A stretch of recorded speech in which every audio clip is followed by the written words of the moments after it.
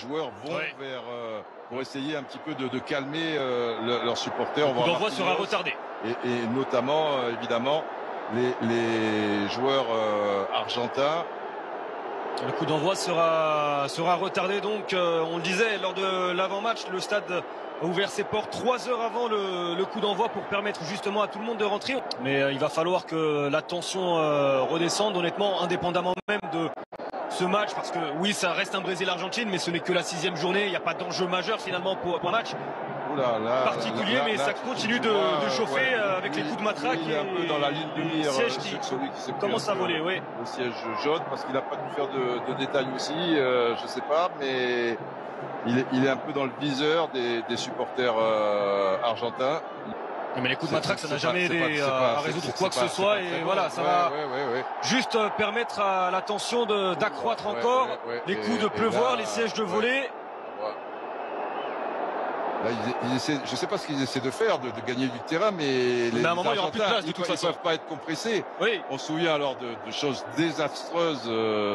Image extraite sur la page TikTok de l'équipe. Allez les gars, je fais un peu de fidélité aux chroniqueurs. Ce n'est pas des images qu'on aime voir dans les stades. Pas du tout, ce n'est pas des images qu'on aimerait voir dans le stade, mais aujourd'hui, force est de constater que la violence sociétale se transporte dans les stades. Il n'y a pas qu'au Brésil, c'est récurrent dans les stades de France. Ça rappelle l'époque des hooligans, mon cher. En Angleterre. Hein? Oui, c'est pas une première entre fou, les deux équipes. Ça arrive ça souvent, peur. que ce soit Copa América, que ce soit dans d'autres compétitions.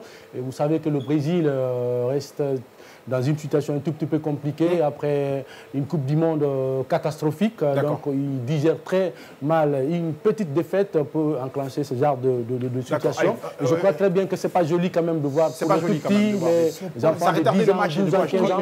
Ça retardait le match, mais ça aurait pu être évité parce qu'il y a des groupements de supporters brésiliens qui avaient prévenu sur les enjeux de risque d'affrontement. Ils avaient même demandé qu'il y ait une place spécialement pour l'Argentine. Sauf que ce qui s'est passé, les supporters argentins se sont retrouvés au milieu de supporters brésiliens. Il n'y avait pas de séparation et on connaît la rivalité entre les deux nations. On connaît ce qui se passe. Et là, il faut craindre encore le match retour parce que du côté de l'Argentine, ça ne va pas blaguer. Ils ne vont pas laisser passer cet épisode-là. Tu vois les coups de batte. Non, vous savez, entre le Brésil et l'Argentine, il y a en termes de football, il y a une vraie détestation. C'est deux pays qui ne s'aiment pas parce que aussi, c'est les deux plus grandes nations de l'Amérique du Sud. Au fait, ce mélange de supporters, il faut faire la part des choses, c'est important. C'était une question de fair play, retrouver ensemble justement, les deux parties. On ne va pas au stade pour se diviser. On peut aller... C'est une mauvaise chose. C'est une mauvaise chose. Non, pourquoi? C'est pas une question de dernière journée. Même un match amical entre le Brésil et l'Argentine. En fait, on peut s'attendre à tout. On ne mélange pas les supporters. On peut s'attendre à tout parce que c'est des gens qui ont le sang chaud. D'accord. Revenons c'est compliqué. Chez nous.